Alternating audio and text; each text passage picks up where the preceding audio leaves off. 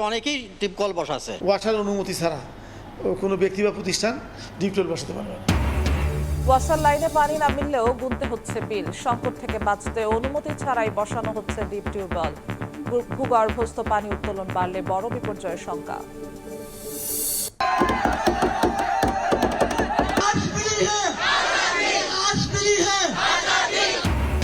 আন্দোলনের মুখে শিক্ষামন্ত্রীর পদত্যাগে ভারত জুড়ে বিজয় মিছিল। কর্মসূচি স্থগিত ককরোচ জনতা পার্টির। আপাতত রাজনীতিতে যোগ দিচ্ছেন না নেতারা।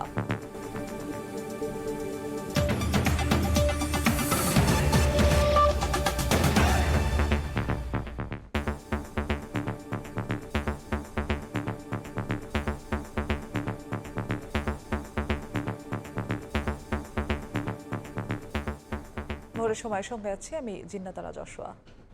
বিএনপির স্থায়ী কমিটির বৈঠকে পরবর্তী রাষ্ট্রপতির নাম নির্ধারিত হবে বলে জানিয়েছেন দলটির মহাসচিব মির্জা ফখরুল ইসলাম আলমগীর। আর আইনমন্ত্রী জানিয়েছেন সেপ্টেম্বরের সংসদ অধিবেশনে হবে নতুন রাষ্ট্রপতি নির্বাচন।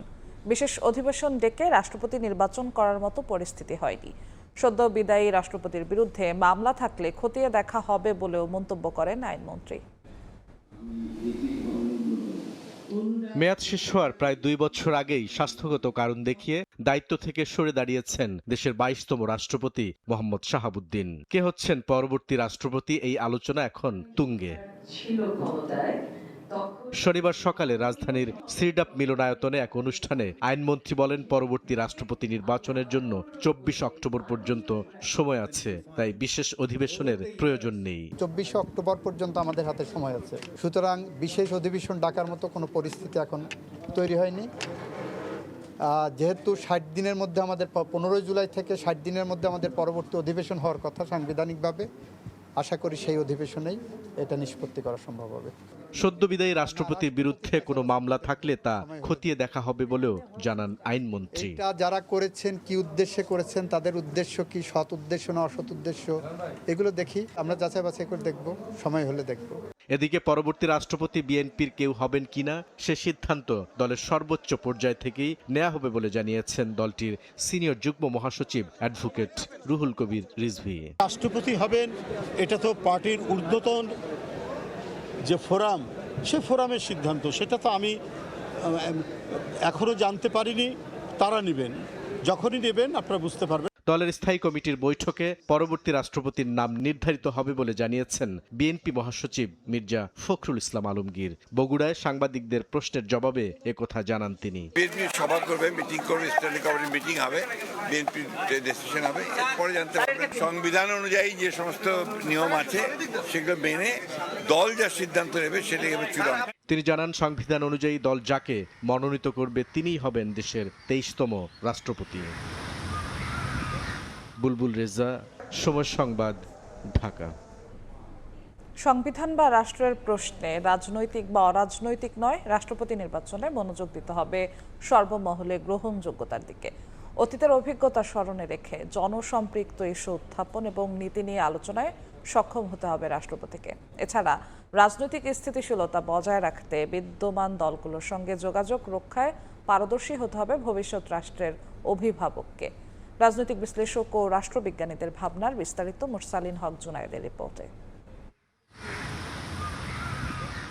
রাষ্ট্রপতি দেশের প্রধান ব্যক্তি, সার্বভৌম রাষ্ট্রের অভিভাবক। বাংলাদেশের রাজনৈতিক প্রেক্ষাপটে এই পদ অস্বস্তি এবং বিতর্কেরও। নানা বিতর্কিত ভূমিকার পর শুক্রবার রাষ্ট্রপতির পদ ত্যাগ করেন মোহাম্মদ শাহাবুদ্দিন। শারীরিক অসুস্থতার কারণ দেখিয়ে তার সরে যাওয়ায় ভারপ্রাপ্ত রাষ্ট্রপতি হিসেবে দায়িত্ব পান স্পিকার হাফিজউদ্দিন আহমদ। তবে 90 দিনের মধ্যে রাষ্ট্রপতি নির্বাচনের বাধ্যবাধকতায় এখন প্রশ্ন, রাজনৈতিক নাকি অরাজনৈতিক কাউকে বেছে নিবে ক্ষমতাসীন বিএনপি। ফলে এমন একজন ব্যক্তিকে রাষ্ট্রপতি করার ফলে রাষ্ট্রবিজ্ঞানী ও রাজনৈতিক বিশ্লেষকরা বলছেন, 24 পরবর্তী রাজনৈতিক পরিস্থিতি বিবেচনায় জনগণের পাশাপাশি সব রাজনৈতিক দলের কাছে গ্রহণযোগ্য ব্যক্তিকে রাষ্ট্রপতি নির্বাচনের কোনো বিকল্প নেই। দেশ কিন্তু একটি ভিন্ন প্রেক্ষাপটে এখন অবস্থান করছে। আমরা জুলাই পরবর্তী সময়ে যেই ধরনের রাষ্ট্রীয় কাঠামো, যেই ধরনের শাসন ব্যবস্থা আমরা প্রত্যাশা করি, এখানে সর্বোচ্চ গ্রহণযোগ্য একজন ব্যক্তি যদি রাষ্ট্রপতি নির্বাচিত হন, তাহলে দেখা যাবে যে এটি বিরোধী দল এবং সরকারি দল সকল জায়গা থেকেই একটি সাপোর্ট পাবে এবং জনগণের একটি আস্থা তৈরি হবে রাষ্ট্রপতির উপর। পলিসিগুলো হচ্ছে গিয়ে ঠিকঠাক মতো নিয়ে কথা বলতে পারবেন, একটা গাইডলাইনও দরকার হলে সেট করতে পারবেন। কোনো বিল নিয়ে যদি ওনার কোনো আপত্তি থাকে সেটা হচ্ছে গিয়ে উনি জানাতে সচেষ্ট হবেন।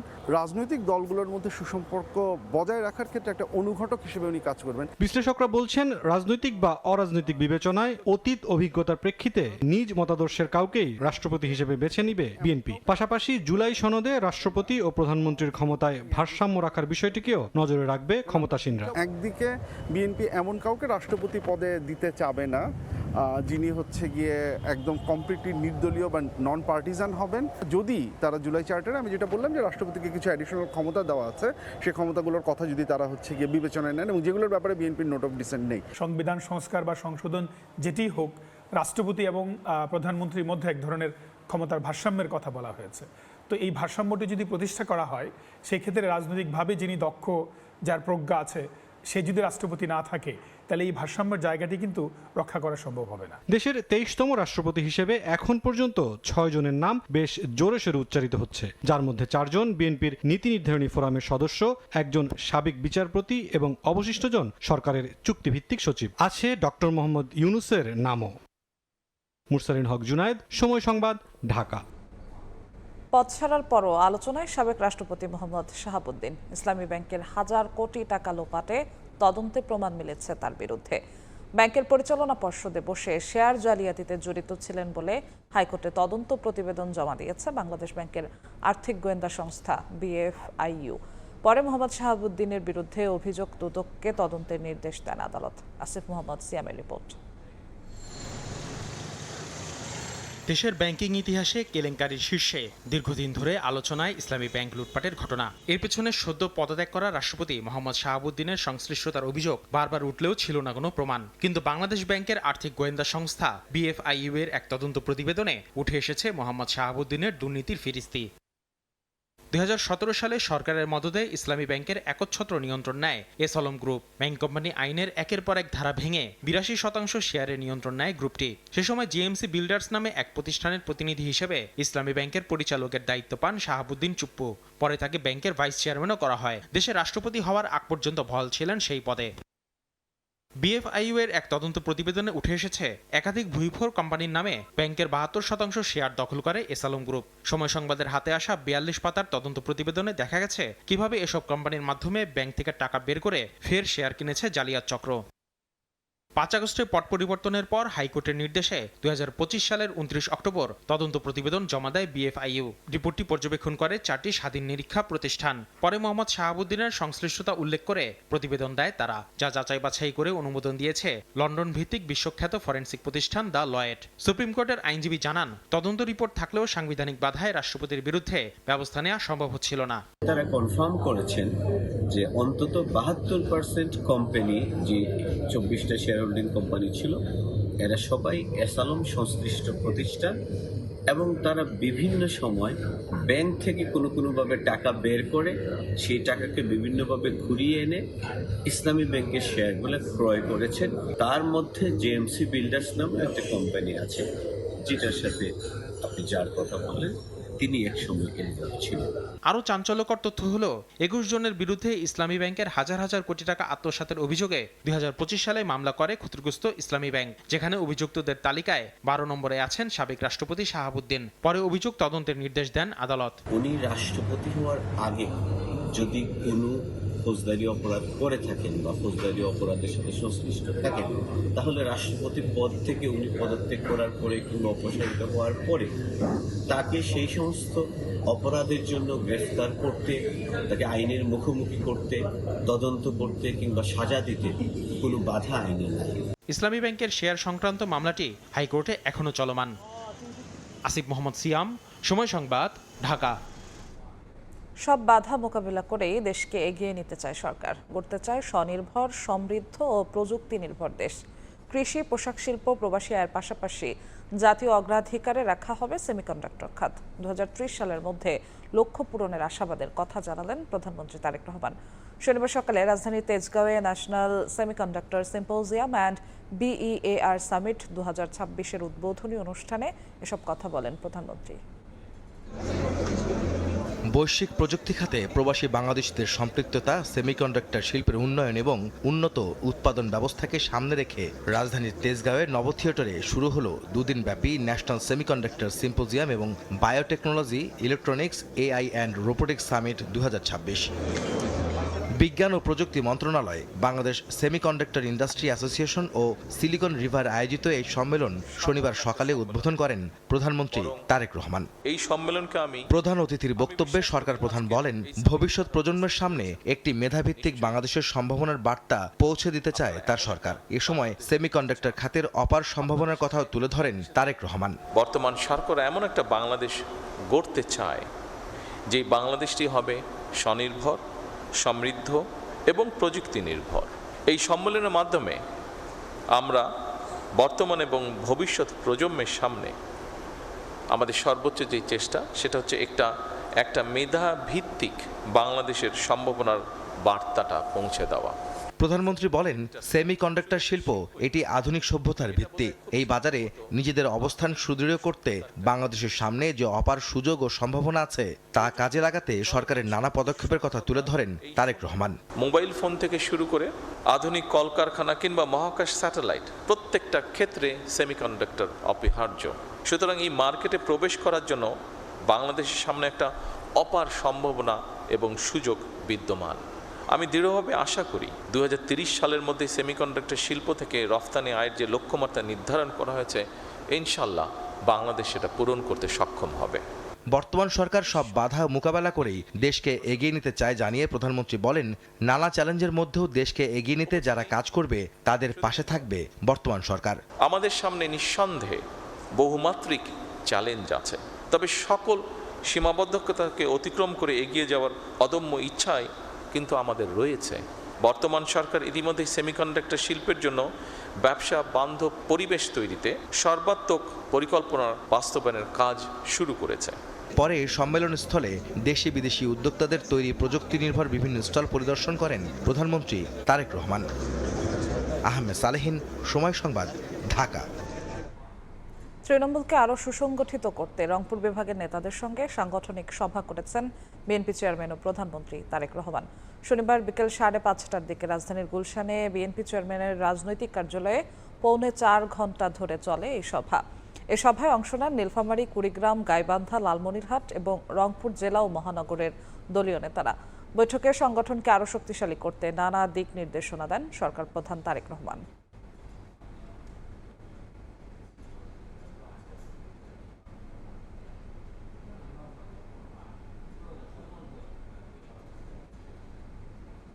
প্রধানমন্ত্রী তারেক রহমানের সঙ্গে সৌজন্য সাক্ষাৎ করেছেন সরকারের বিভিন্ন গুরুত্বপূর্ণ সংস্থা, বোর্ড ও কর্পোরেশনে নবনিযুক্ত চুক্তিভিত্তিক কর্মকর্তারা। শনিবার রাতে রাজধানীর গুলশানে বিএনপি চেয়ারম্যানের রাজনৈতিক কার্যালয়ে এই সৌজন্য সাক্ষাৎ অনুষ্ঠিত হয়। সাক্ষাতে প্রতিষ্ঠানগুলোর কাজের বিভিন্ন দিক তুলে ধরেন কর্মকর্তারা। এ সময় তাদের বিভিন্ন দিক নির্দেশনা দেন প্রধানমন্ত্রী তারেক রহমান। প্রধানমন্ত্রীর সঙ্গে সৌজন্য সাক্ষাৎ করেছেন নবনিযুক্ত নৌবাহিনী প্রধান ভাইস অ্যাডমিরাল খন্দকার মিসবাউল আজিম। শনিবার প্রধানমন্ত্রী কার্যালয়ে সাক্ষাৎ অনুষ্ঠিত হয়। সাক্ষাতে দেশের সামুদ্রিক নিরাপত্তা, নৌবাহিনীর পেশাগত সক্ষমতা বৃদ্ধি, আধুনিকায়ন সহ বিভিন্ন বিষয়ে মতবিনিময় হয়। এ সময় প্রধানমন্ত্রী নৌবাহিনীর পেশাদারিত্ব ও দেশের সার্বভৌমত্ব রক্ষায় বাহিনীর গুরুত্বপূর্ণ ভূমিকার প্রশংসা করেন। একই সঙ্গে নবনিযুক্ত নৌবাহিনী প্রধানের দায়িত্ব পালনে সাফল্য কামনা করেন প্রধানমন্ত্রী।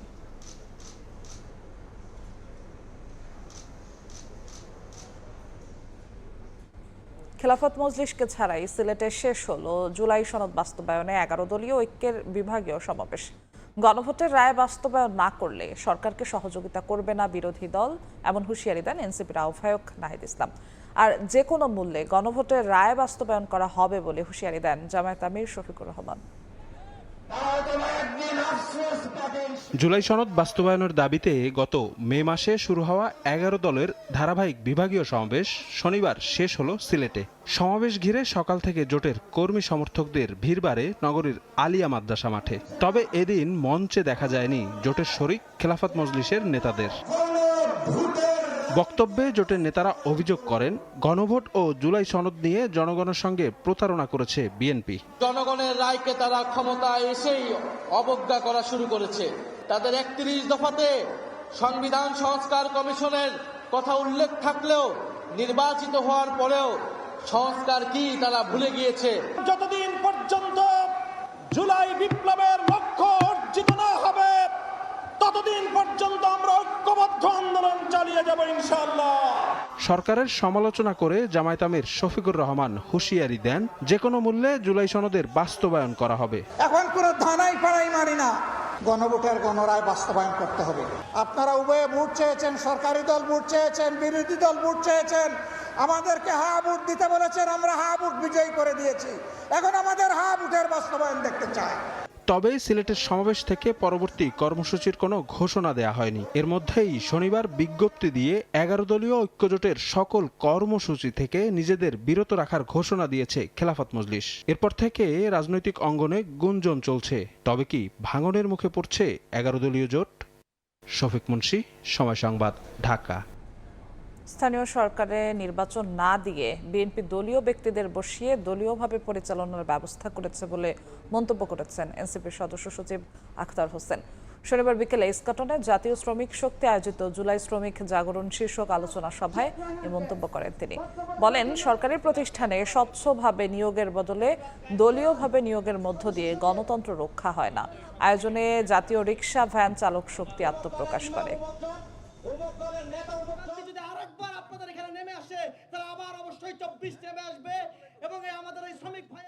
স্থানীয় সরকার নির্বাচন না দিয়ে স্থানীয় সরকারের প্রত্যেকটা ইউনিটে সিটি কর্পোরেশন থেকে ইউনিয়ন পর্যন্ত প্রত্যেকটা জায়গাতেই তারা দলীয় ব্যক্তিদেরকে তারা সেখানে দায়িত্বে বসিয়েছে, দলীয়ভাবে সেগুলোকে পরিচালনা করবার বন্দোবস্ত করেছে, দলীয়ভাবে সবকিছুকে দখলে নেবার তারা কার্যক্রম চালনা করেছে। যে প্রতিষ্ঠানগুলোতে স্বচ্ছভাবে নিয়োগ হওয়ার কথা, সেই প্রতিষ্ঠানগুলোতে সরকার যদি দলীয় পদধারী নেতা কর্মীদেরকে যদি নিয়োগ দেয়, তাহলে কি দেশে গণতন্ত্র কোনোভাবে অবশিষ্ট থাকতে পারে? রাজধানীর বিভিন্ন এলাকায় দীর্ঘদিন ধরেই পানির তীব্র সংকট। বাসিন্দাদের অভিযোগ, ঠিকমতো পানি না পেলেও গুনতে হচ্ছে অতিরিক্ত ওয়াসার বিল। সংকট থেকে মুক্তি পেতে লাখ লাখ টাকা খরচ করে বসানো হচ্ছে ডিপ টিউবওয়েল। বিশেষজ্ঞরা বলছেন, এই সাময়িক সমাধানই ভবিষ্যতে আরও বড় বিপর্যয় ডেকে আনতে পারে। আব্দুল লতিফের ছবিতে আবু সাইদ নিশানের বিশেষ প্রতিবেদন।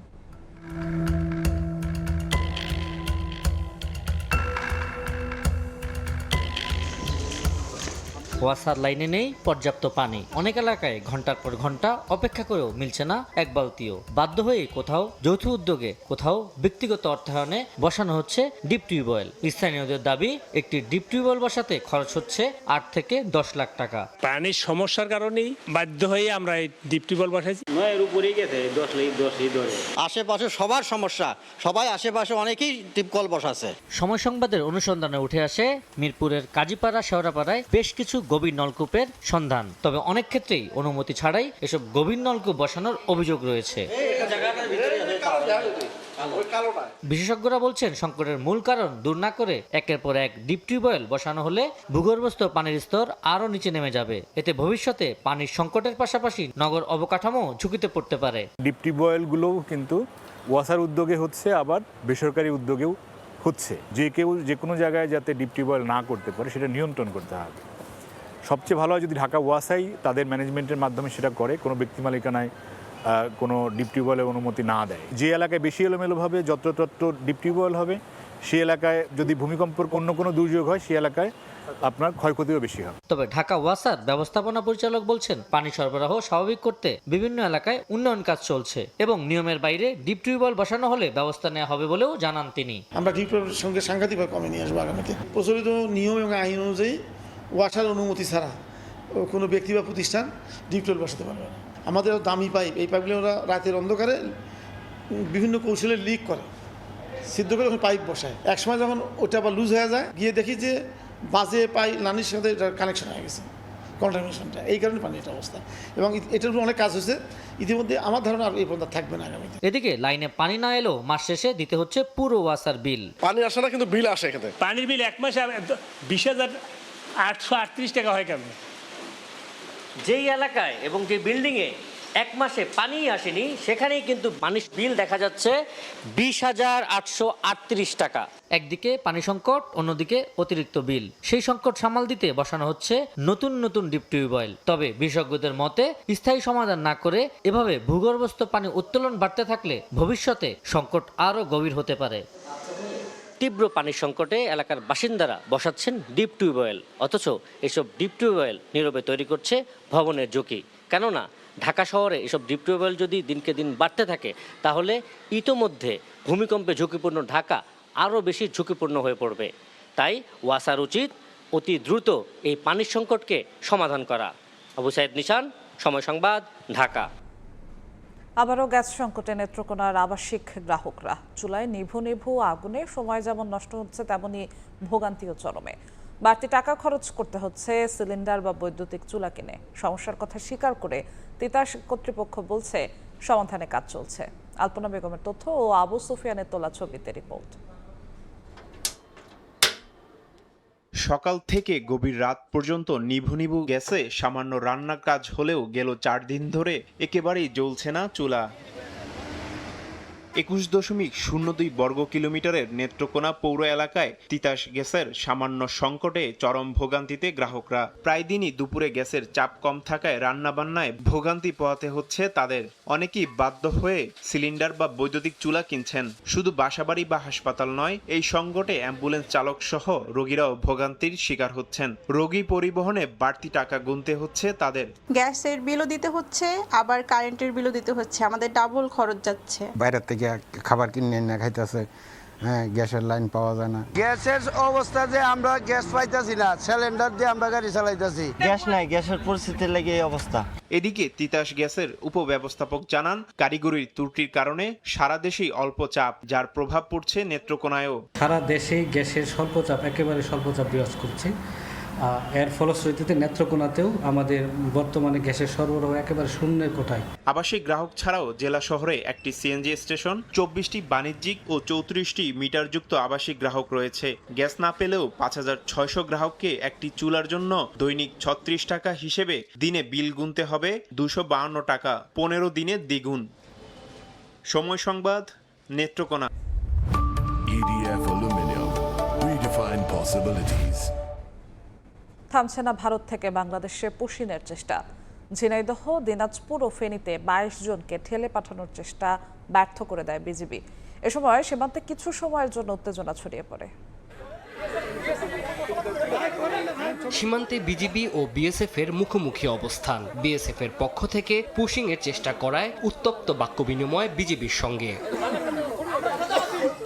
শনিবার ভোরে দিনাজপুরের বিরামপুর উপজেলার ভাইগড় সীমান্ত দিয়ে 9 জনকে ঠেলে পাঠানোর চেষ্টা করে বিএসএফ। বিজিবি ও গ্রামবাসীর বাধায় তাদের ভারতীয় ভূখণ্ডে ফিরিয়ে নেওয়া হয়।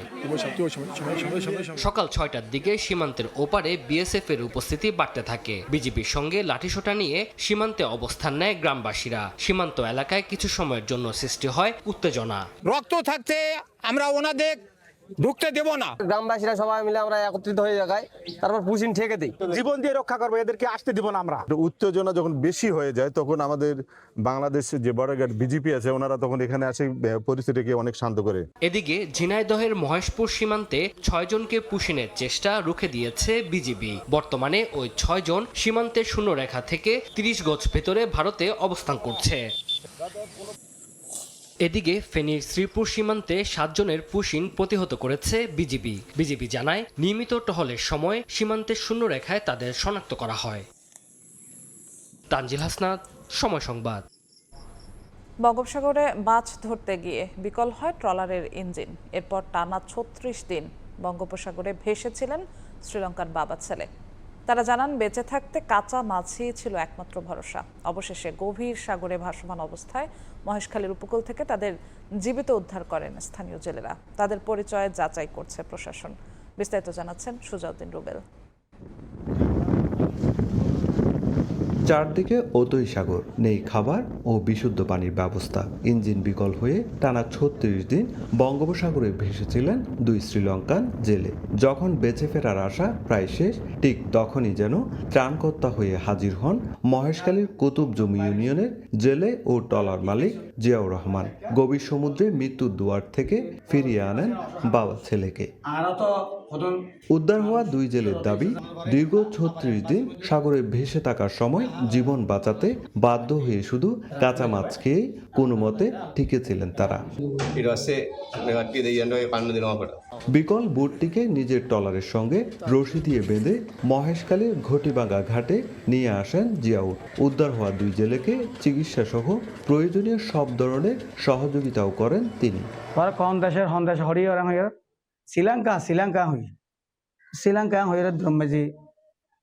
শ্রীলঙ্কা তাই এটা বাংলাদেশ 36 মতো বাসী 1 মাস সদিন এটা বলে ইশারা তো অর্ধেক। পুলিশ জানায় উদ্ধার হওয়া দুই ব্যক্তি সম্পর্কে বাবা ছেলে, শ্রীলঙ্কার দক্ষিণাঞ্চলীয় উপকূলীয় শহর দেবিনোয়ারার রুলাল হাসপাতাল রোড এলাকার বাসিন্দা। গত 19 জুন ডোন্ডা বন্দর থেকে মাছ ধরার উদ্দেশ্যে গভীর সমুদ্রে যান তারা। এরপর ইঞ্জিন বিকল হয়ে দিকভ্রান্ত অবস্থায় দীর্ঘদিন সাগরে ভেসেছিলেন বলে জানান তারা। এদিকে দুই শ্রীলঙ্কার জেলেকে উদ্ধারের খবর ছড়িয়ে পড়তেই জিয়াউরের বাড়িতে ভিড় করেন অনেকেই। আমাদের একটা দাবি এলাকার, যাতে ওরা শ্রীলঙ্কার মানুষ যাতে সুস্থ হয়ে এখান থেকে ওরা শ্রীলঙ্কায় যাতে চলে যায়। তাদের আত্মীয় স্বজনের কাছে যদি তাদেরকে তাদের দেশের বাড়ি পৌঁছায় দেয় তাহলে অবশ্যই ভালো হবে। শ্রীলঙ্কান দুই জেলের পরিচয় যাচাই করছে প্রশাসন। প্রয়োজনীয় আইনি ও কূটনৈতিক প্রক্রিয়া সম্পূর্ণ করে তাদের শ্রীলঙ্কায় ফেরত পাঠানোর উদ্যোগ নেওয়া হবে বলে জানিয়েছে পুলিশ। সুজাউদ্দিন রুবেল, সময় সংবাদ, কক্সবাজার। ভোরের সময় আরো থাকছে। ব্যবসায় মন্দার পরও বাড়ছে শেয়ারের দাম। গ্রাহককে বিমান টাকা দিতে পারেনি 47টি কোম্পানি। পুঁজি হারানোর শঙ্কায় বিনিয়োগকারীরা। কার্যক্রম বন্ধের হুঁশিয়ারি বিএসইসির। রাজধানীর ভাটারায় গ্যাস লিকেজ থেকে বিস্ফোরণে দগ্ধ হয়ে স্বামী ও ভাগ্নির পর মারা গেলেন গৃহবধূও।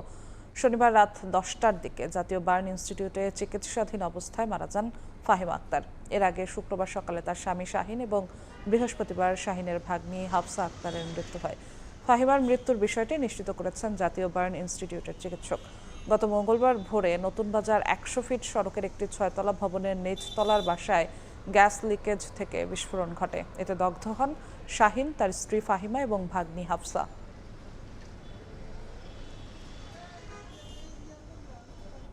বাগেরহাট মোরেলগঞ্জ উপজেলা স্বাস্থ্য কমপ্লেক্স পরিদর্শনে গিয়ে নানা অনিয়ম পেয়েছেন স্বাস্থ্যমন্ত্রী সরদার মোহাম্মদ সাখাওয়াত হোসেন। শনিবার আকস্মিক সফরে স্বাস্থ্য কমপ্লেক্সের বিভিন্ন পরিত্যক্ত ভবন এমনকি শৌচাগারে ওষুধের স্তূপ দেখতে পান মন্ত্রী। এ সময় চিকিৎসকদের স্বেচ্ছাচারিতা, সেবা না দিয়ে ক্লিনিকে রোগী দেখা, হাসপাতাল অপরিচ্ছন্ন রাখা সহ নানা অভিযোগ করেন রোগীরা।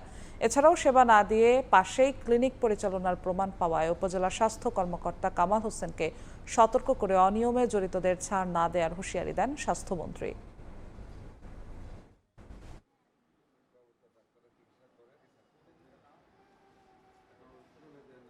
লক্ষ কোটি টাকার ওষুধ মানে এক্সপায়ার্ড হয়ে পড়ে আছে, মানুষকে দেয় না। এই দায়িত্ব কারে ফাঁসি দিব, কারে কি করব বলেন? এগুলি থেকে যাতে আর না হয় আমরা এই ব্যাপারে ব্যবস্থা গ্রহণ করব। আপনি যে হাসপাতালে চিকিৎসা নিতে যাচ্ছেন সেটি কি বৈধ? প্রয়োজনীয় লাইসেন্স, জনবল ও মানদণ্ড পূরণ করেই কি চলছে প্রতিষ্ঠানটি, নাকি বছরের পর বছর অনুমোদনহীন বা মেয়াদ উত্তীর্ণ লাইসেন্সে চলছে আপনার ভরসার সেই হাসপাতাল? সিলেটে এমন 14টি বেসরকারি হাসপাতাল ও ক্লিনিকের বিরুদ্ধে ব্যবস্থা নিতে মাঠে নেমেছে প্রশাসন। তবে অভিযুক্ত হাসপাতাল কর্তৃপক্ষের দাবি, প্রয়োজনীয় কাগজপত্র জমা থাকলেও মন্ত্রণালয় থেকে লাইসেন্স নবায়ন বা অনুমোদন পেতে দেরি হচ্ছে। দিগেন সিংহের ছবিতে জয়ন্ত কুমার দাসের রিপোর্ট।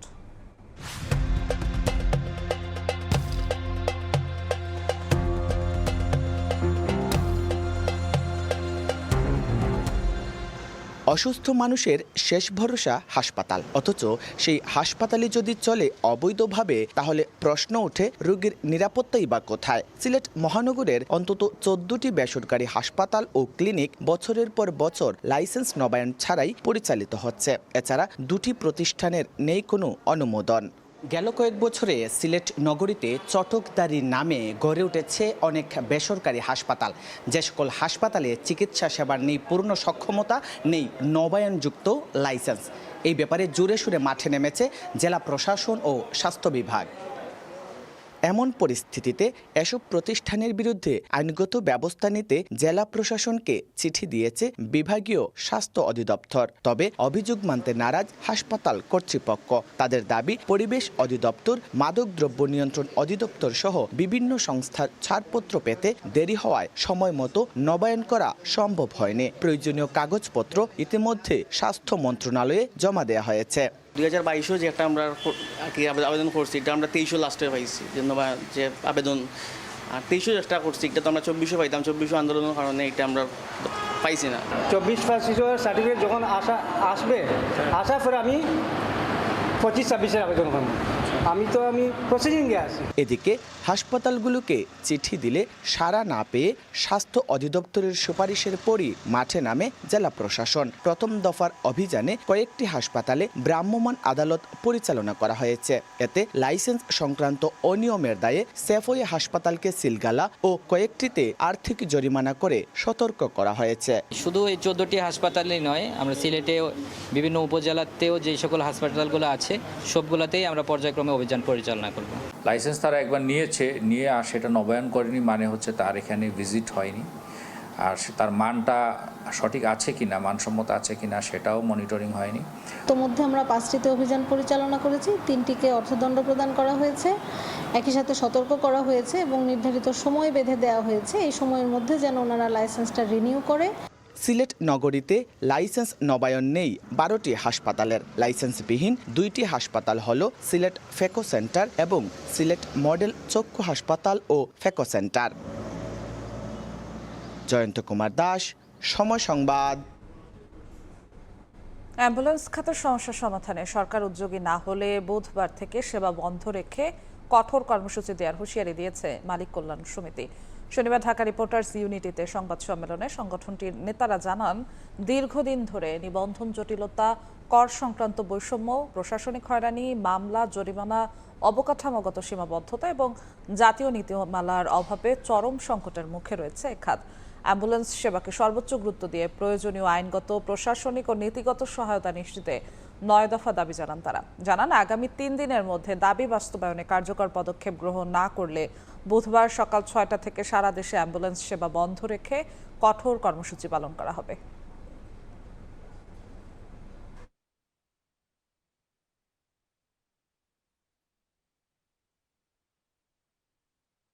সরকারকে যে দাবি জানিয়েছি, আমাদের সরকারের এই দাবিগুলি সরকার আগামী 72 ঘন্টা, আমরা আগামী 3 দিন সরকারকে সময় দিব। যদি এই 3 দিনের মধ্যে আমাদের এই যৌক্তিক দাবি যদি মানা না হয়, আমরা সারা বাংলাদেশে আমরা অ্যাম্বুলেন্স বন্ধ করে দিব। আমরা একটি অ্যাম্বুলেন্সও আমরা ভবিষ্যতে চালাবো। বগুড়ায় দীর্ঘমেয়াদী ও পরিকল্পিত উন্নয়নের জন্য সমন্বিত মাস্টার প্ল্যান প্রণয়নে কমিটি গঠনের নির্দেশনা দিয়েছেন স্থানীয় সরকার, পল্লী উন্নয়ন ও সমবায় প্রতিমন্ত্রী মীর শাহে আলম। শনিবার সন্ধ্যায় জেলা প্রশাসন অডিটোরিয়ামে আয়োজিত বগুড়া জেলা ও বগুড়া সিটি কর্পোরেশনের সমন্বিত উন্নয়ন বিষয়ক মতবিনিময় সভায় তিনি কথা বলেন। প্রতিমন্ত্রী জানান, অবকাঠামো, শিক্ষা, স্বাস্থ্য ও নগর সেবা সহ সব খাতে সমন্বিত উন্নয়নের লক্ষ্যে মাস্টার প্ল্যান করা হবে। একই সঙ্গে পিপিআর সংশোধন না হওয়া পর্যন্ত নতুন কোনো উন্নয়ন প্রকল্পে টেন্ডারে না যাওয়ার জন্য সংশ্লিষ্ট কর্মকর্তাদের আহ্বান জানান তিনি।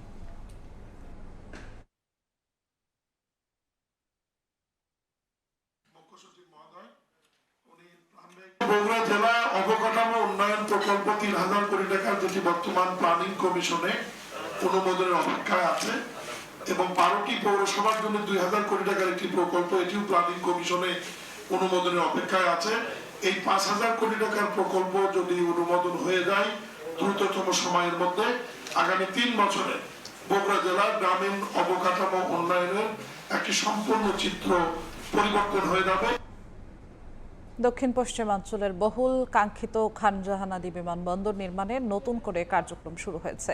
বাগেরহাটের রামপালে প্রস্তাবিত বিমানবন্দর এলাকা পরিদর্শন করেছেন চীনের বিনিয়োগকারী প্রতিষ্ঠানের প্রতিনিধিরা। পরিবেশ প্রতিমন্ত্রী জানান, প্রকল্প বাস্তবায়িত হলে মোংলা বন্দরকে কেন্দ্র করে দেশি বিদেশি বিনিয়োগ, শিল্পায়ন ও রপ্তানি কার্যক্রমে আসবে নতুন গতি। আব্দুল্লাহ আল মামুন রুবেলের প্রতিবেদন।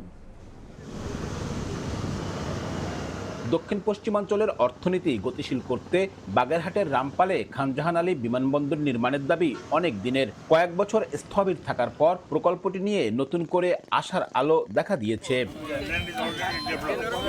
শনিবার বিকেলে রামপালে প্রস্তাবিত বিমানবন্দর এলাকা পরিদর্শন করেন চীনের সরকারি প্রতিষ্ঠান সিএমসির প্রতিনিধিরা। সঙ্গে ছিলেন পরিবেশ প্রতিমন্ত্রী, স্থানীয় সংসদ সদস্য ও খুলনা উন্নয়ন কর্তৃপক্ষের চেয়ারম্যান। পরিদর্শন শেষে তারা জানান, বিমানবন্দর বাস্তবায়িত হলে মংলা বন্দরকে কেন্দ্র করে দেশি বিদেশি বিনিয়োগ, শিল্পায়ন, পর্যটন ও রফতানি কার্যক্রমে আসবে নতুন গতি। And with this airport set, because we are also very willing to develop this airport. We know this is a long-term pending project. এই এয়ারপোর্টটা করা একান্ত গণমানুষের দাবি, দীর্ঘদিনের দাবি। আমাদের ইপিজেডের এখনো পূর্ণতা পায়নি, মাত্র 32টা ইন্ডাস্ট্রি ওখানে রানিং আছে, যেখানে মোর দেন 100 ক্যাপাসিটি। তো আমরা মনে করি যে এটা কমপ্লিট করতে পারি, আমাদের ইনভেস্টররা সকালে আসবে, তারা দেখবে, তারা পছন্দ করবে, এখানে ইনভেস্ট করবে। 1996 সালে শুরু হওয়া এই প্রকল্পে 2011 সালে 626.63 একর জমি অধিগ্রহণ করা হয়। 2015 সালে একনেকের অনুমোদন এবং প্রায় 170 কোটি টাকা ব্যয়ের পরও 2023 সালে নেতিবাচক সম্ভাব্যতা প্রতিবেদনের কারণে প্রকল্পটি স্থগিত করা হয়। আব্দুল্লাহ আল মামুন রুবেল, সময় সংবাদ, বাগেরহাট। ব্যবসায় বেতাল অথচ পুঁজিবাজারে বাড়ছে শেয়ারের দাম। ডিএসই ও ইডরার পরিসংখ্যান বিশ্লেষণে দেখা যাচ্ছে তালিকাভুক্ত 58টি বীমা কোম্পানির মধ্যে 47টিরই অবস্থাই এমন। বিশ্লেষকদের সতর্কতা, যে কোনো মুহূর্তে পুঁজি হারাতে পারেন এসব কোম্পানিতে অর্থ লগ্নিকারীরা। এ অবস্থায় শেয়ারবাজারে মন্দ কোম্পানির কার্যক্রম বন্ধে কঠোর হওয়ার কথা জানিয়েছে নিয়ন্ত্রক সংস্থা বিএসইসি। কামরুল হাসান সবুজের রিপোর্ট। নিজের পরিশ্রমের পয়সা থেকে আরো কষ্ট করে পড়ছে, এখান থেকে 15,000 টাকা কমা রাখতে কাইটা আমার 70,000 টাকা দিতে আসছে, আমার 6 বছর ধরে ঘুরাইতে আসছে। আমাকে সিগনেচার দিচ্ছে না ওরা, আর বলতেছে সিগনেচার নেওয়ার পর ওয়েট করতে হবে, টাকা নাকি ওনারা অ্যাকাউন্টে পাঠাবে, কিন্তু সেটা কতদিনের ভিতরে সেটা বলছে না। বিমার মেয়াদ পরিপূর্ণ হওয়ার পর নিজের জমানো টাকা তুলতে বছরের পর বছর ধরে যে ভোগান্তি পোহাতে হচ্ছে তাই জানালেন নারায়ণগঞ্জ ও চাঁপাইনবাবগঞ্জ থেকে ঢাকায় আসা 2 জন গ্রাহক। অথচ এই কোম্পানির শেয়ারের দাম বাড়ছে পুঁজিবাজারে। বিনিয়োগকারীদের যারা শেয়ার কিনেছে, বিনিয়োগকারীরা তাদের আস্থা ফিরেছে বিধায় তারা এখন ভালো হচ্ছে। শুধু ফার ইস্ট না, দেশের প্রধান পুঁজিবাজার ঢাকা স্টক এক্সচেঞ্জ ডিএসসির তথ্য গেল জানুয়ারি থেকে 15 জুলাই পর্যন্ত পুঁজিবাজারে তালিকাভুক্ত 58টি বীমা কোম্পানির মধ্যে মার্কেন্টাইল, রিলায়েন্স, গ্রিন ডেল্টা সহ 47টি প্রতিষ্ঠানের শেয়ারের দাম বেড়েছে প্রায় 90% পর্যন্ত। অথচ চলতি বছরের প্রথম প্রান্তিকের তথ্য ঠিকমতো গ্রাহকের পাওনা পরিশোধ করতে পারেনি এসব কোম্পানি। যে কোম্পানিগুলো বীমা দাবি সেটেল করতে পারছে না, তাদের তো আসলে প্রকৃত শেয়ারের দাম বাড়ার কথা না। শেয়ারের যারা বিনিয়োগকারী তারা কি আসলে বুঝতে পারছে কিনা, এটাকে স্টাডি করছে কিনা, এটা একটা বিষয়। যেসব কোম্পানি গ্রাহকের দাবির টাকা পরিশোধ করতে পারছে না, শেয়ার বাজারে সেসব কোম্পানিতে বিনিয়োগকারীরা যে কোনো সময় পুঁজি হারাতে পারেন বলে সতর্ক করছেন বাজার বিশ্লেষকরা। যখনই ফান্ডামেন্টাল সাপোর্ট করবে না এবং একটা র্যালি হবে, তখন নিশ্চয়ই একটা চক্রের মাধ্যমে এই কাজটা হবে, তখন আবার সেই বিনিয়োগকারীর হাত পড়বে। কোনো যৌক্তিক কারণে বাড়ছে না। ওই যে ঘোষণা আসছে যে এটা শিথিল হবে, এখানে আমাদের বাড়বে, মার্জিনের ফ্লো বাড়বে, তা চিন্তা করছে তাহলে এখানে একটা সুযোগ নেওয়া যায় কিনা এটাকে সামনে রেখে। ব্যবসায় বেতাল অথচ শেয়ার বাজারে দাম বাড়ছে, এসব কোম্পানির ব্যাপারে কঠোর ব্যবস্থা নেওয়ার কথা জানান বাংলাদেশ সিকিউরিটিজ এক্সচেঞ্জ কমিশন বিএসসির চেয়ারম্যান। লাইফ ইন্স্যুরেন্স বলেন বা কিছু বন্ধ কোম্পানিতে হচ্ছে, এখানে যে আপনার অনিয়মগুলো হচ্ছে, এটা নিয়ে অলরেডি ঢাকা স্টক এক্সচেঞ্জ যারা প্রাইমারি রেগুলেটর, আমি তাদের বলেছি যে এইসব ক্ষেত্রে ডিলিস্টিং কখন করা হবে, আপনাদের একটা নিয়ম, একটা পলিসি প্রণয়ন করতে হবে। এটা ওনারা করছেন, করে আপনারা হয়তো শীঘ্রই দেখবেন যে as the primary regulator Dhaka stock exchange এটা করবে। 2025 সালে বিমা দাবির 20% পরিশোধ করেনি, অথচ শেয়ার বাজারে বিনিয়োগকারীদের প্রলুব্ধ করতে ওই বছর 27% পর্যন্ত ক্যাশ ডিভিডেন্ড দিয়েছে। গ্রিন ডেল্টা সহ তালিকাভুক্ত এমন কোম্পানিও রয়েছে বিমা খাতে। কামরুল হাসান সবুজ, সময় সংবাদ, ঢাকা। রফতানিমুখী শিল্পে আমদানি নির্ভরতা কমিয়ে দেশীয় শিল্পের সক্ষমতা বাড়ানোর উপর জোর দিয়েছেন ব্যবসায়ী ও নীতি নির্ধারকেরা। শনিবার রাজধানীর মতিঝিলে রাসায়নিক নির্ভর রফতানিমুখী শিল্পে ব্যাকওয়ার্ড লিঙ্কেজ খাতের উন্নয়ন শীর্ষক সেমিনারের আয়োজন করে ডিসিসিআই। এতে বক্তারা বলেন, দেশীয় রাসায়নিক শিল্পে বিনিয়োগ ও নীতি সহায়তা বাড়িয়ে আমদানি নির্ভর কাঁচামালের ব্যবহার কমাতে হবে। এতে বৈদেশিক মুদ্রা সাশ্রয়ের পাশাপাশি দীর্ঘমেয়াদে রফতানি শিল্পের টেকসই প্রবৃদ্ধিও নিশ্চিত হবে। এছাড়া শক্তিশালী রাসায়নিক ব্যাকওয়ার্ড লিঙ্কেজ গড়ে তোলা গেলে বাড়বে স্থানীয় মূল্য সংযোজন, কমবে উৎপাদন ব্যয় এবং রফতানি খাত হবে আরও প্রতিযোগিতামূলক। Modern manufacturing is built. Bangladesh's export industries depend is bonded warehouse leakage. সরকার যেই উদ্যোগগুলো নিচ্ছে, যদি ইমপ্লিমেন্টেশন কিছুটা চ্যালেঞ্জ হবে, তারপরে সুফল কিন্তু আমরা পাবো না যদি কিনা আমরা এই নিশ্চয়তা না দিতে পারি। Land scarce country like Bangladesh, এখানে কিন্তু সোলার দিয়ে যে আপনার সব সমাধান হবে এমন না, এবং শর্ট টার্ম এবং লং টার্ম এই সমাধান নিয়ে আমাদের মনে হয় দ্রুত এগুলো বাস্তবায়নে যাওয়া উচিত। আরএমজি গার্মেন্টসের উপরে নির্ভরতা কমিয়ে অন্যান্য সেক্টরে, লাইট ইঞ্জিনিয়ারিং হতে পারে, ফার্মাসিউটিক্যাল, লেদার সেক্টরে আমাদেরকে নতুন মার্কেট, নতুন সেক্টর উদ্ভাবন করতে হবে। আমরা ইম্পোর্ট ডিপেন্ডেন্সি কমিয়ে ইম্পোর্ট সাবস্টিটিউট হিসেবে লোকাল সেক্টর কি ডেভেলপ করতে পারি, সেটাও কিন্তু একটা খুবই গুরুত্বপূর্ণ একটা অধ্যায়।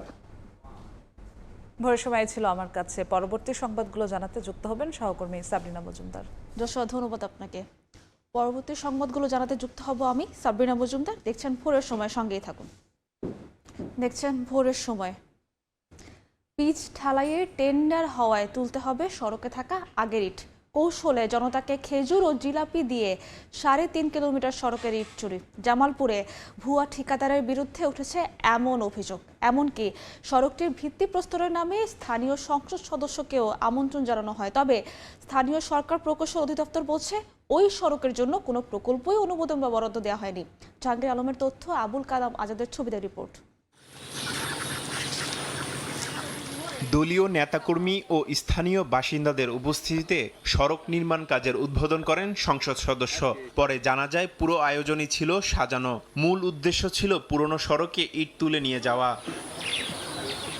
জামালপুর সদর উপজেলার রশিদপুর ইউনিয়নের ভাঙ্গুড়িঘাট থেকে ময়নার মোড় পর্যন্ত 3.5 কিলোমিটার সড়কটি পাকাকরণের জন্য গত 12 মে আনুষ্ঠানিক উদ্বোধনের আয়োজন করা হয়। সেখানে জানানো হয় 4 কোটি 80 লাখ টাকা ব্যয়ে সড়কটি নির্মাণ করবে ঢাকার একটি ঠিকাদারি প্রতিষ্ঠান, আর সাব ঠিকাদার হিসেবে কাজ করবেন আব্দুল মান্নান। পরদিন থেকেই মান্নানের লোকজন পুরনো সড়কের ইট তুলে বিভিন্ন যানবাহনে করে অন্যত্র সরিয়ে নিতে শুরু করে। এরপর আর নির্মাণ কাজ শুরু না হওয়ায় স্থানীয়দের সন্দেহ হয়। খোঁজ নিয়ে জানা যায় উদ্বোধনের পুরো আয়োজনই ছিল সাজানো এবং এর আড়ালে পুরো রাস্তার ইট সরিয়ে নেয়াই ছিল মূল উদ্দেশ্য। স্থানীয়দের অভিযোগ, ইট তুলে নেয়ায় সড়কটি চলাচলের অনুপযোগী হয়ে পড়েছে। প্রথম দিকে আশ্বাস দেওয়া হয় যে আমাদের রাস্তাটা পাকা করে দেওয়া হবে, এজন্য তারা ইট তুলে নিয়ে যায়। 200-300 মানুষ একখানি জড়ো হয়ে তারপরে জিলেবি ঢেলেই খায়, এই রাস্তার ইট এটা তুলে থেকে গেল, উদ্বোধন করে থেকে গেল। ঠিকাদার মান্নান ও ইট তুললো, মান্নানের সাথে আসতে ফজলো। আগে যাওয়া কি যে অসুবিধা, এটা আল্লাহ ভাগ জানে, আমরা বেলা জানি। হাড়ুভাঙ্গা গজালা থেকে ইটগুলা তুলে নিয়ে গেছে, নিয়ে যাওয়ার পরে আমরা শুনি যে এটা বিক্রি হয়ে গেছে। এলজিইডি নির্বাহী প্রকৌশলী জানান, ক্ষতিগ্রস্ত সড়কটি সরেজমিনে পরিদর্শন করা হয়েছে। সড়কটি মেরামতের জন্য ঊর্ধ্বতন কর্তৃপক্ষের কাছে প্রকল্প প্রস্তাব পাঠানো হবে। আর উপজেলা নির্বাহী কর্মকর্তা বলছেন, এ ঘটনায় অভিযুক্তদের গ্রেফতার করা হয়েছে, চুরি হওয়া ইট উদ্ধারে চেষ্টা চলছে। সরেজমিনে পরিদর্শন করা হয়েছে এবং ক্ষতিগ্রস্ত রাস্তা মেরামতের জন্য আমরা প্রকল্প প্রস্তাব ঊর্ধ্বতন কর্তৃপক্ষকে প্রেরণ করব, যার মাধ্যমে এলাকাবাসীর দুঃখ দুর্দশা লাঘব হবে। তাদেরকে ধরা হয়েছে, আটক করা হয়েছে এবং 2টি ইউনিয়ন থেকে মামলা করা হয়েছে সংশ্লিষ্ট, এবং ইটগুলো কিছুটা হলে উদ্ধারের চেষ্টা করা হচ্ছে। রাস্তার ইট তুলে নেয় 2 ইউনিয়নের প্রায় 20,000 মানুষের চলাচলে চরম ভোগান্তি সৃষ্টি হয়েছে। সময় সংবাদ, জামালপুর। দীর্ঘ 2.5 বছর পর মৌলভীবাজার সদরের শেরপুর অংশে ঢাকা সিলেট মহাসড়ক 6 লেন প্রকল্পের কাজ শুরু হয়েছে। এরই মধ্যে কুশিয়ারা নদীর উপর নির্মাণাধীন শেরপুর সেতুর 18টি পাইলিং সম্পন্ন হয়েছে। ঠিকাদারি প্রতিষ্ঠান বলছে সেতুর কাজ এগোলেও ভূমি সংক্রান্ত জটিলতায় সড়ক নির্মাণে গতি আসছে না। জমি অধিগ্রহণের ক্ষতিপূরণের অর্থ দ্রুত পরিশোধের দাবি মালিকদের, যদিও জেলা প্রশাসন বলছে আইনানুগ প্রক্রিয়ায় ক্ষতিপূরণ পরিশোধ করা হবে। শাহ ওলিদুর রহমানের পাঠানো তথ্য, মোহাম্মদ ইয়ারুপ আহমেদের ছবিতে report.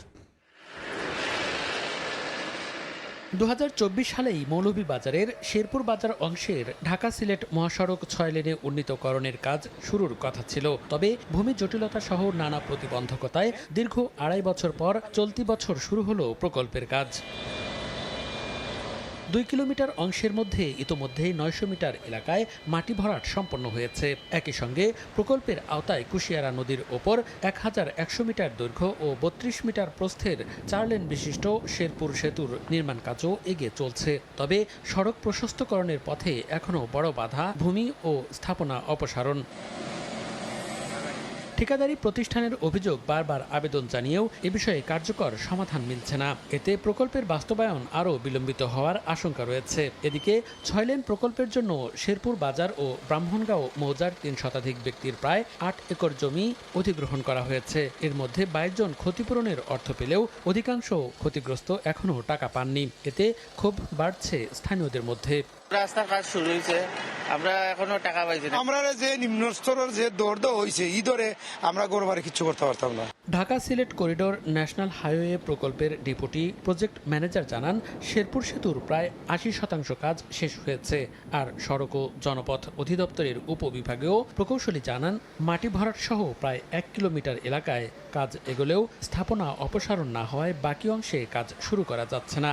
Temporary bridge complaint 100%. This bridge PIP complaint 80%. Main bridge PIP start. যে অংশটা অনেক স্থাপনা রয়েছে, অপসারিত হয়নি যেহেতু স্থাপনা, সেই অংশে কাজ শুরু করতে পারিনি আমরা। সড়ক ও জনপথ বিভাগের নির্বাহী প্রকৌশলী জানান, চলমান নির্মাণ কাজ শেষ হলে 6 লেন সড়কটি তাদের কাছে হস্তান্তর করা হবে। আর জেলা প্রশাসক বলেন, জমি অধিগ্রহণে ক্ষতিগ্রস্ত সবাইকে আইনানুগ প্রক্রিয়ায় ক্ষতিপূরণের অর্থ পরিশোধ করা হবে। প্রকল্প বাস্তবায়নকারী ইউনিট করতেছে, আশা করি ওনাদের কাজের প্রতি ভালো এবং দ্রুতই সমাপ্ত হবে। যারা ক্ষতিগ্রস্ত হয়েছে তাদের পেমেন্ট আমরা ক্রমান্বয়ে আবেদনের ভিত্তিতে কাগজপত্র দেখে এবং সম্পূর্ণ আইনানুগভাবে আমরা সেই পেমেন্টটা দিচ্ছি। সড়ক ও জনপথ বিভাগের তথ্য মতে হবিগঞ্জ, মৌলভীবাজার ও সিলেট জেলা জুড়ে ঢাকা সিলেট মহাসড়ক 6 লেনে উন্নীতকরণ প্রকল্প বাস্তবায়নের ব্যয় ধরা হয়েছে 1357 কোটি টাকা। সময় সংবাদ, মৌলভীবাজার।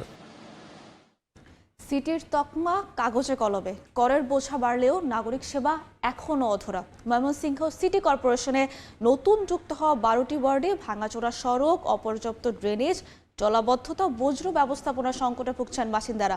কাঙ্ক্ষিত উন্নয়ন না হওয়ায় ক্ষোভ বাড়ছে তাদের। তবে আগামী 6 মাসে বদলে যাবে বর্ধিত ওয়ার্ডগুলোর চেহারা, আশ্বাস সিটি প্রশাসকের। গগন পণ্ডিতের ছবিতে উবায়দুল হকের রিপোর্ট।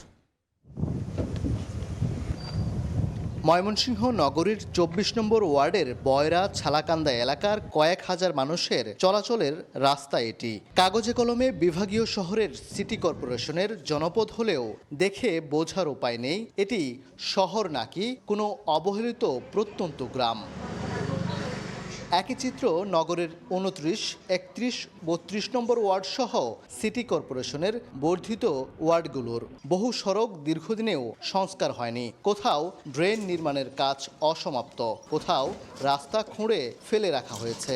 অনেক এলাকায় নেই সড়ক বাতি বা নিয়মিত বর্জ্য অপসারণের ব্যবস্থা। পানি সরবরাহ কিংবা মশক নিধন কার্যক্রমেরও কোনো সুবিধা নেই। নামে সিটি কর্পোরেশন কিন্তু কামে না ভাই। রাস্তাঘাট বানাই যে সিটি হয়েছে, সিটির বাড়ি এটা সিটির রাস্তা, সিটির বাড়ি করে তারে সিটি ট্যাক্স বাড়ছে কিন্তু আমাদের উন্নয়ন হইতেছে না। সিটি কর্পোরেশন আওতায় দিন গেলাম আমরা, আমাদের ওয়ার্ডটা গেল, কিন্তু ওরকম কোনো উন্নয়নের কোনো ছোঁয়া আমরা পাই নাই। ময়লা আবর্জনা কেউ নেয় না, এই জায়গায় এই নেই থাকে। একটা ডেরিং করছে, দেখুন গিয়া আমার বাড়ি দেখুন গিয়া এত নৌসা করছে, বাড়ি ঘর আমার নিচে আর মেঘ করলে পানি যাবার বাড়ি। শত বছরের প্রাচীন ময়মনসিংহ পৌরসভা থেকে সিটি কর্পোরেশন গঠনের 8 বছর পেরিয়ে গেলেও বর্ধিত 12টি ওয়ার্ডের অনেক এলাকায় নাগরিক সেবার দৃশ্যমান উন্নতি হয়নি। নিয়মিত হোল্ডিং ট্যাক্স ও অন্যান্য কর পরিশোধ করলেও ভাঙাচোরা সড়ক, অপর্যাপ্ত ড্রেনেজ, জলাবদ্ধতা, সড়কবাতির অভাব ও বর্জ্য ব্যবস্থাপনার সংকটে ভুগছেন বাসিন্দারা। সিটি কর্পোরেশনের আওতায় এসে করের বোঝা বাড়লেও প্রত্যাশিত সেবা না মেলায় ক্ষোভ বাড়ছে বাসিন্দাদের। রাস্তা, ডেরিং, সড়কের বাতি কিচ্ছু খবর নাই। আঙ্গর এই যে ট্যাক্স ধরে লই বরিছে, আগে দিতাম কম, অনা ধরে লইছে ডবল। ট্যাক্স সরকারকে ঠিকই দেওয়া হয়, কিন্তু এই ট্যাক্সের আমরা সুফল পাই না কখনোই। সিটি কর্পোরেশন আছি না এই নাঙ্গুলিয়া সর আছি না কোন এলাকাতে আছি এটা বলা মুশকিল। তবে আশার বাণী শোনালেন নগর প্রশাসক। বলেন আগামী 6 মাসে বদলে যাবে বর্ধিত ওয়ার্ডগুলোর চেহারা। ইতিমধ্যে একটি প্রজেক্ট পাস হয়েছে, যেটির মাধ্যমে বর্ধিত এলাকায় রাস্তা ড্রেন অসমাপ্তগুলোও সমাপ্ত হবে, নতুন করেও রাস্তা ড্রেন হবে। আমরা আশা করি আগামী শীতের পরে, মানে আগামী শীতকালে আপনার বর্ধিত এলাকার চেহারা বদলে যাবে আর নতুনটার চেহারা আরও সুন্দর হবে। 2018 সালে সাবেক পৌরসভার 21টি ওয়ার্ডের সঙ্গে সদর উপজেলার বিভিন্ন ইউনিয়নের অংশবিশেষ যুক্ত করে 12টি নতুন ওয়ার্ড নিয়ে ময়মনসিংহ সিটি কর্পোরেশন গঠন করা হয়। প্রতিষ্ঠানটির দেয়া তথ্য মতে বর্তমানে 22 থেকে 33 নম্বর ওয়ার্ড মিলিয়ে বর্ধিত এলাকায় প্রায় 476 কিলোমিটার সড়ক রয়েছে। এর মধ্যে 221 কিলোমিটার পাকা হলেও 255 কিলোমিটার এখনও কাঁচা। এছাড়া 109 kilometre drain, 4.9 kilometre pipe drain এবং 139 কিলোমিটার এলাকায় সড়কবাতি স্থাপন করা হয়েছে। কেবল কাগজি তকমা নয়, ট্যাক্সের সমান্তরালে টেকসই নাগরিক সুবিধা নিশ্চিত হোক, এমনটাই চাওয়া ইউনিয়ন পরিষদ থেকে সিটিতে যুক্ত হওয়া লাখো বাসিন্দার। ওবায়দুল হক, সময় সংবাদ, ময়মনসিংহ। সিলেট নগরীর সড়ক দাপিয়ে বেড়াচ্ছে লাইসেন্স ও ফিটনেসবিহীন লেগুনা। রোড পারমিট কিংবা বৈধ কাগজ ছাড়াই শত শত লেগুনা যাত্রী পরিবহন করছে। নগরীর গুরুত্বপূর্ণ সড়কের একাংশ দখল করে চলছে অবৈধ পার্কিং ও যাত্রী ওঠানামা। অবৈধ স্ট্যান্ড, চাঁদাবাজি আর নজরদারির অভাবে নিয়ন্ত্রণহীন পরিবহন সিন্ডিকেট গড়ে উঠেছে বলে অভিযোগ স্থানীয়দের। অনিয়ম বন্ধে নিয়মিত অভিযান ও আইনগত ব্যবস্থা নেওয়ার কথা বলছে প্রশাসন। নৌশাদ আহমেদ চৌধুরীর ছবিতে উপমনিকের রিপোর্ট।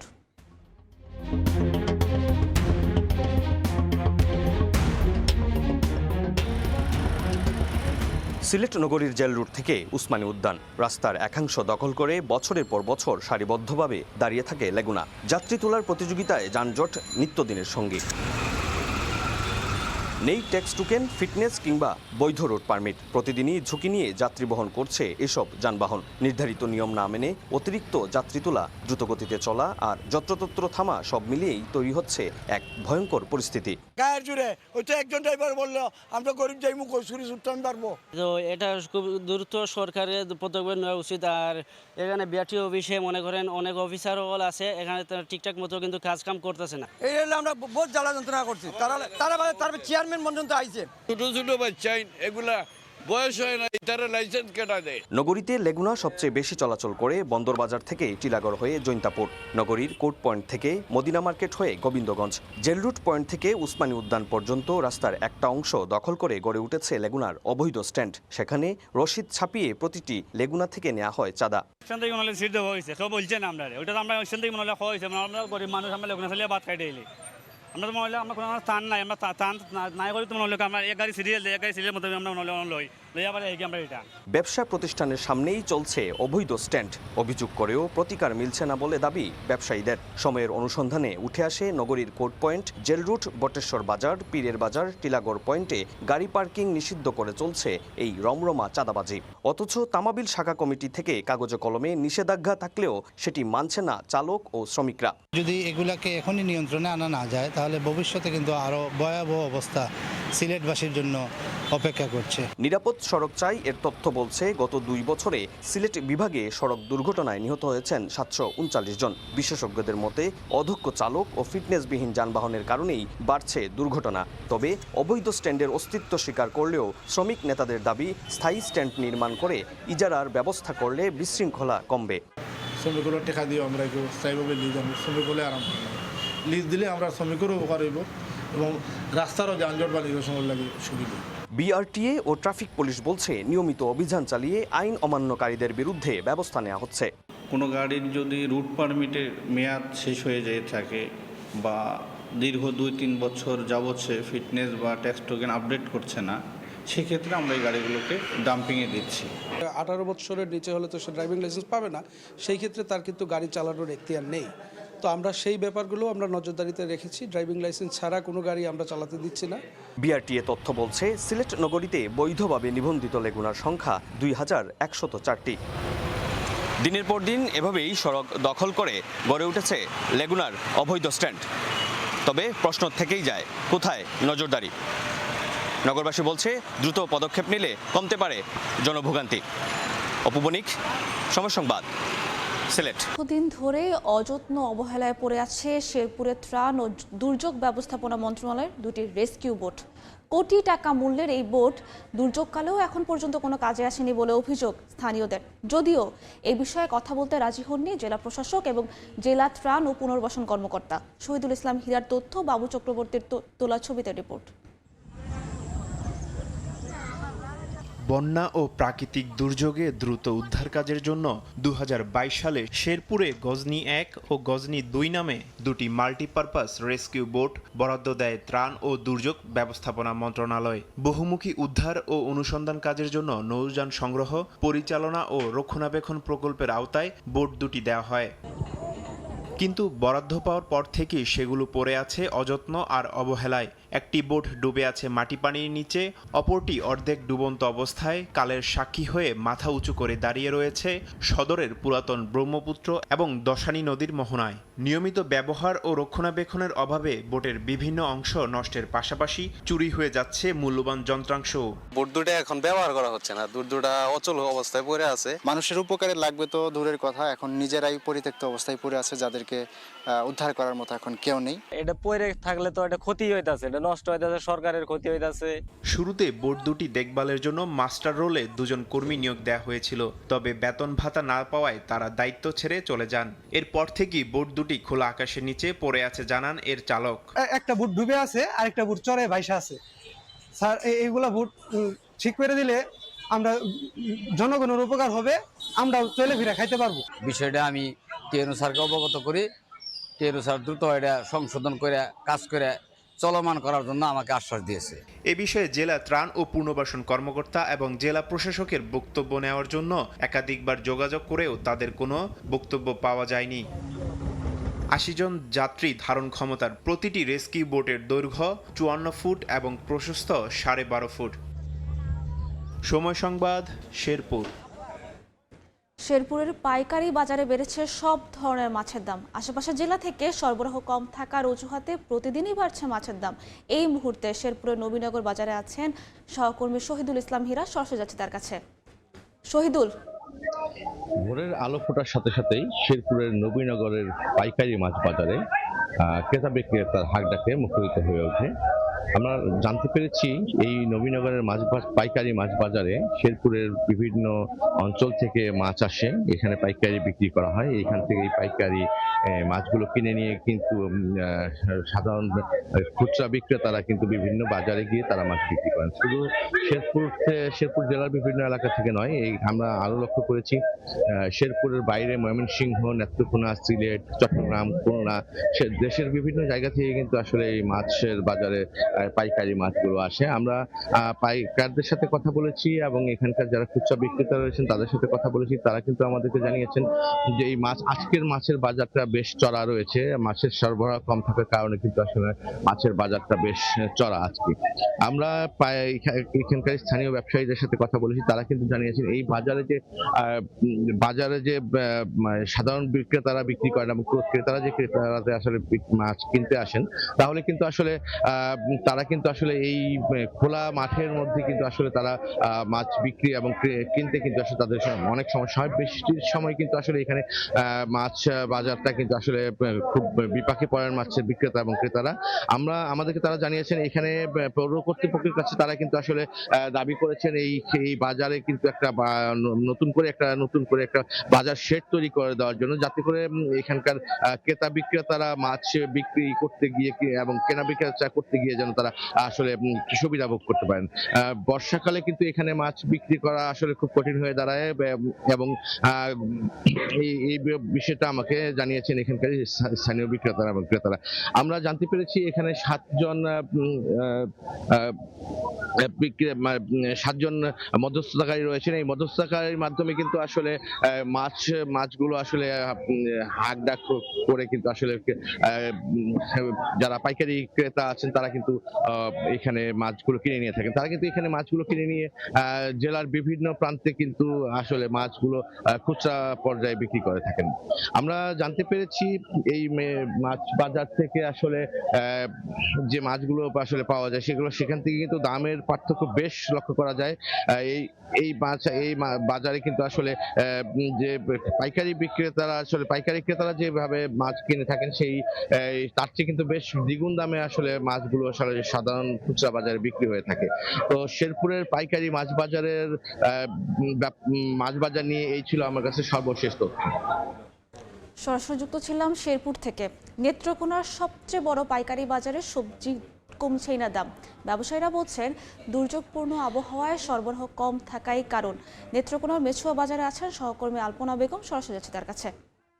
আলপনা, নেত্রকোনায় সব ধরনের সবজির দাম বাড়তি রয়েছে।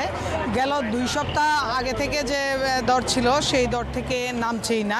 প্রতিটি সবজির যে প্রকার ভেদে রয়েছে সকল সবজির দাম বাড়তি। তার মধ্যে কাঁচামরিচের দামটা বেড়ে দ্বিগুণ হয়ে গিয়েছে। 100 থেকে 110 টাকা থেকে কেজি থেকে হুট করেই গত এক সপ্তাহের ব্যবধানে 210 টাকা 220 টাকা কেজি দরে বিক্রি হচ্ছে, এটা পাইকারি। এর মাঝে রয়েছে চিচিঙ্গা রয়েছে 60 টাকা কেজি, তারপরে লেবু 30 থেকে 40 টাকা কেজি এবং কাঁকরুলও বিক্রি হচ্ছে 60 টাকা কেজি। ঢেঁড়স বিক্রি হচ্ছে 48 থেকে 50 টাকা কেজি দরে। বেগুনও রয়েছে 100 টাকা কেজি, তবে 100 টাকার উপরে বিক্রি হচ্ছে। টমেটো বিক্রি হচ্ছে, শসা একই অবস্থা। দেখা গেছে যে অন্যান্য যে লতি কচু রয়েছে সেই লতি কচুও 90 থেকে 80 টাকা কেজি দরে বিক্রি হচ্ছে। তো এই যে মানে পটল রয়েছে, পটলেরও একই অবস্থা।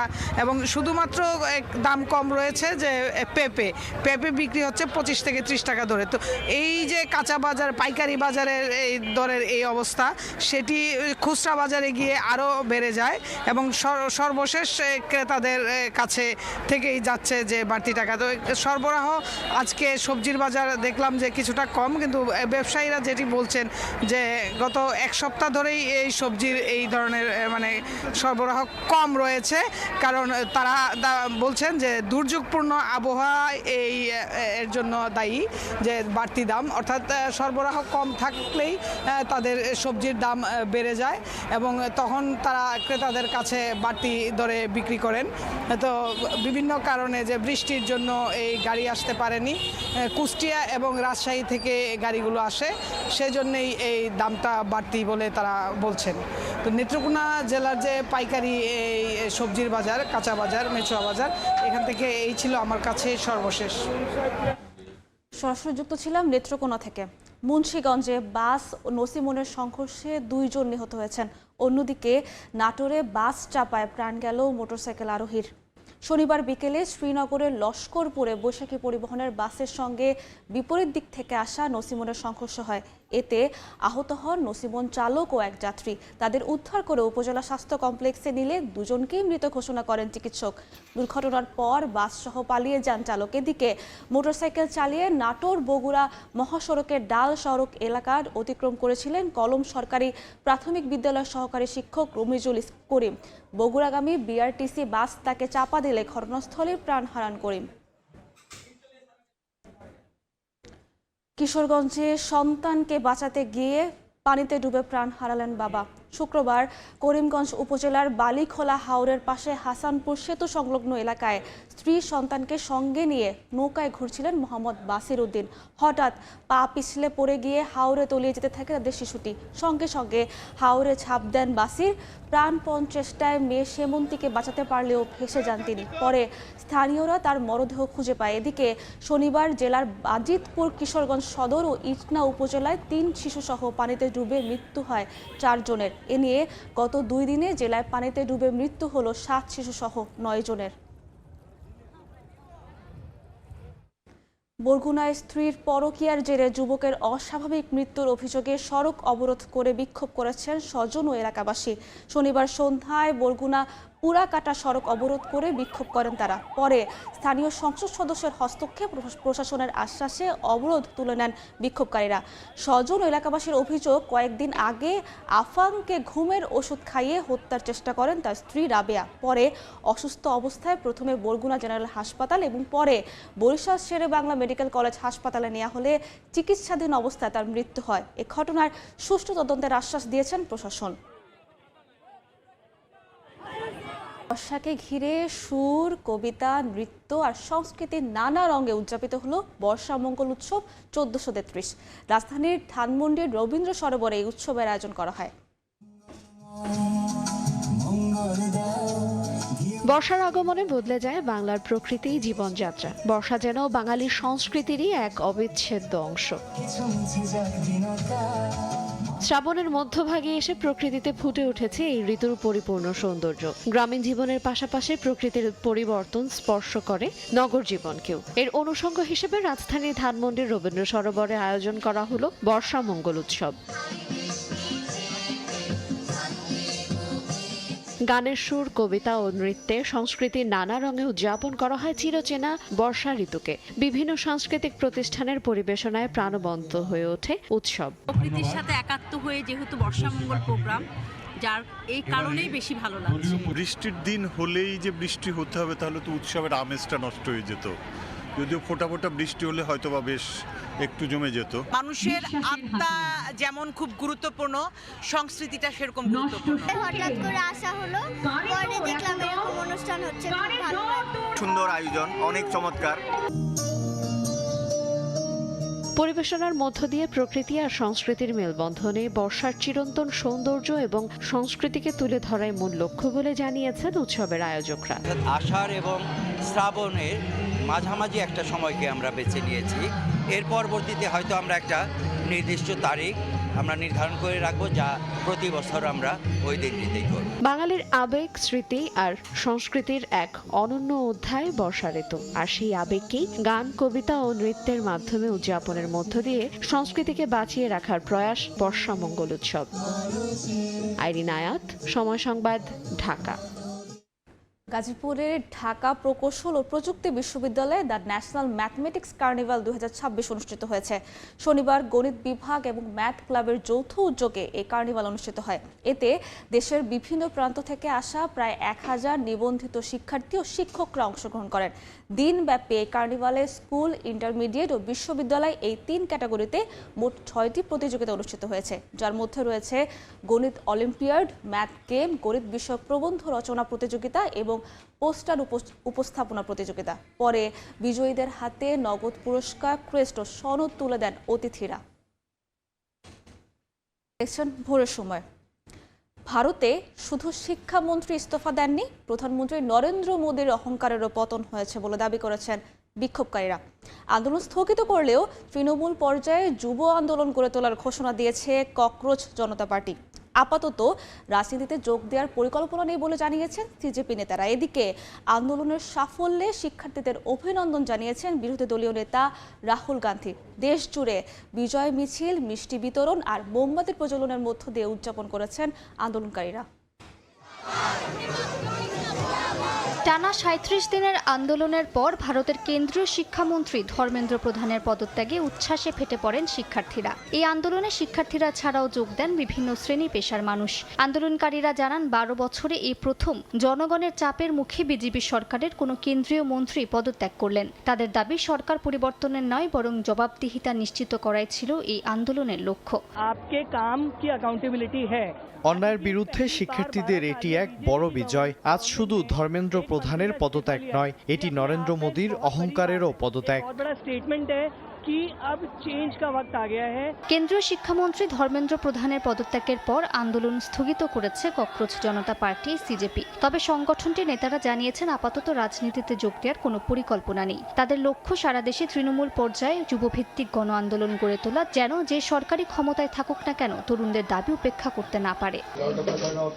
এদিকে এনডিটিভির এক প্রতিবেদনে দাবি করা হয়েছে, দ্বিতীয় দফার বৈঠকে সরকারকে 3 দিনের আলটিমেটাম দিয়েছিল সিজেপি। তাদের একমাত্র দাবি ছিল ধর্মেন্দ্র প্রধানের পদত্যাগ। সূত্রগুলোর দাবি, সে বৈঠকের পরই পরিস্থিতি বদলাতে শুরু করে। সরকার এনটিএ পুনর্গঠন, প্রশ্নপত্র ফাঁস বিরোধী আইন আরও কঠোর করা, শিক্ষা সচিব বদলি এবং ফাস্ট ট্র্যাক আদালত গঠনের সিদ্ধান্ত নিলেও আন্দোলনকারীরা অনড় ছিলেন। আন্দোলনের এই সাফল্যকে শিক্ষার্থীদের বিজয় হিসেবে আখ্যা দিয়েছেন বিরোধী দলীয় নেতা রাহুল গান্ধী। তিনি বলেন, এটি ভারতের শিক্ষা ব্যবস্থা পুনর্গঠনের প্রথম বড় পদক্ষেপ। একই সঙ্গে শিক্ষার্থীদের ওপর হামলায় জড়িতদের শাস্তি এবং প্রধানমন্ত্রী নরেন্দ্র মোদীর প্রকাশ্যে ক্ষমা চাওয়ার দাবি জানিয়েছেন তিনি। এটি প্রধানমন্ত্রী নরেন্দ্র মোদীর নেতৃত্বাধীন সরকারের জন্য একটি সতর্ক বার্তা। এটি ভারতের শিক্ষার্থীদের এবং বিরোধী দলের বার্তা যে আপনারা এতদিন যেভাবে দেশ চালিয়েছেন সেভাবে আর চলতে পারে না। ভারত আপনাদের ব্যক্তিগত জমিদারি নয়, এটি আপনাদের সম্পত্তি নয়। এই দেশ ভারতের জনগণের, ভারতের সংবিধানের।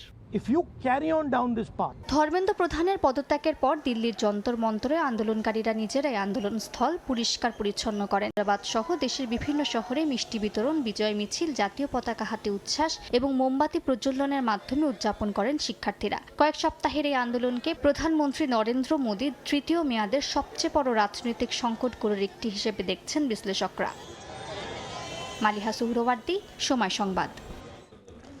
ভারতে প্রশ্নপত্র ফাঁসের প্রতিবাদে কলকাতার বিক্ষোভে গণমাধ্যম কর্মীদের উপর হামলার অভিযোগে পশ্চিমবঙ্গে সদ্য পাশ হওয়া গুন্ডা দমন আইনে প্রথম মামলা হয়েছে। গ্রেফতার করা হয়েছে কয়েকজনকে। সাংবাদিকদের নিরাপত্তার দাবিতে বিক্ষোভ করেছে কলকাতা প্রেস ক্লাব। অন্যদিকে শিক্ষা ব্যবস্থা সংস্কারের দাবিতে রাজপথে নেমে পুলিশের বাধার অভিযোগ করেছেন তৃণমূল নেত্রী মমতা বন্দ্যোপাধ্যায়। বিস্তারিত জানাচ্ছেন সুব্রত আচার্য। নিট পরীক্ষায় প্রশ্নপত্র ফাঁস ইস্যুতে শুক্রবার কলকাতায় বামপন্থী ও কংগ্রেস সমর্থিত যুব ও ছাত্র সংগঠনের ডাকে বিক্ষোভে হাজারো শিক্ষার্থী ও সাধারণ মানুষ অংশ নেন। ওই মিছিলেই গণমাধ্যম কর্মীদের ওপর হামলার অভিযোগ ওঠে। এতে আহত 7 সাংবাদিককে এসএসকেএম হাসপাতালে ভর্তি করা হয়েছে।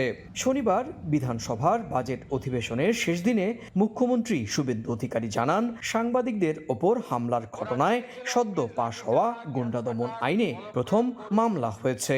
হামলায় জড়িত সন্দেহে 71 জনকে চিহ্নিত করা হয়েছে। এরই মধ্যে কয়েকজনকে গ্রেপ্তার করেছে কলকাতা পুলিশ। টার্গেট করে সাংবাদিকদের, কারণ অনেক চেষ্টা করার পরেও পুলিশ ওদের পাতা ফাঁদে পা দেয়নি। আমাদের নির্দেশও তাই ছিল। সাংবাদিকদের নিরাপত্তা নিশ্চিতের দাবিতে বিকেলে কালো ব্যাজ পরে প্রতিবাদে মিছিল করেন কলকাতা প্রেস ক্লাবের সদস্যরা। এর আগে বিধানসভার সদস্যরাও ঘটনার নিন্দা জানান। সাংবাদিক এবং বিশেষত মহিলা সাংবাদিকদের চিহ্নিত করে তাদের আক্রান্ত করেন, তীব্র আক্রমণ তাদের উপরে হয়। বহু সাংবাদিক, মহিলা এবং পুরুষ সাংবাদিক আহত হন। বিক্ষোভ কর্মসূচিতে সাংবাদিকদের ওপর হামলার অভিযোগ অস্বীকার করেছেন ককরোচ জনতা পার্টির সদস্যরা। অছাত্ররা গুন্ডামি করবে বলে ছাত্রদেরকে সামনে রেখে এই মিছিলে ঢুকেছিল, তাদেরকে চিহ্নিতকরণ করে দৃষ্টান্তমূলক শাস্তি দেওয়া হোক। এদিকে কেন্দ্রীয় সরকারের শিক্ষানীতির প্রতিবাদে শনিবার সিআইটি রোডের পদ্মপুকুর থেকে প্রতিবাদ মিছিলে অংশ নেন তৃণমূল কংগ্রেস সভানেত্রী মমতা বন্দ্যোপাধ্যায়। অনুমতি ছাড়া মিছিল আয়োজনকে কেন্দ্র করে উত্তেজনা সৃষ্টি হয়। মমতার অভিযোগ, পুলিশের বাধায় নির্ধারিত কর্মসূচি পালন করা সম্ভব হয়নি এবং ধাক্কাধাক্কিতে হাতে আঘাত পেয়েছেন তিনি। আমাকে ঘিরে ধরে পুলিশের বর্বরোচিত আক্রমণ হয়েছে। এইটুকু হাতটা দেখলে বুঝতে পারবেন যে আমাকে কিভাবে আমার হাত টেনে ধরেছিল। অন্যদিকে কেন্দ্রীয় শিক্ষামন্ত্রী ধর্মেন্দ্র প্রধানের পদত্যাগে সন্তোষ প্রকাশ করেছে কলকাতার ককরোচ জনতা পার্টি। দলের কেন্দ্রীয় কমিটির নির্দেশ পেলে কলকাতায় আবারও রাজনৈতিক কর্মসূচি ও সাংগঠনিক কার্যক্রম জোরদারের ঘোষণাও দিয়েছে সংগঠনটি। সুব্রত আচার্য, সময় সংবাদ, কলকাতা।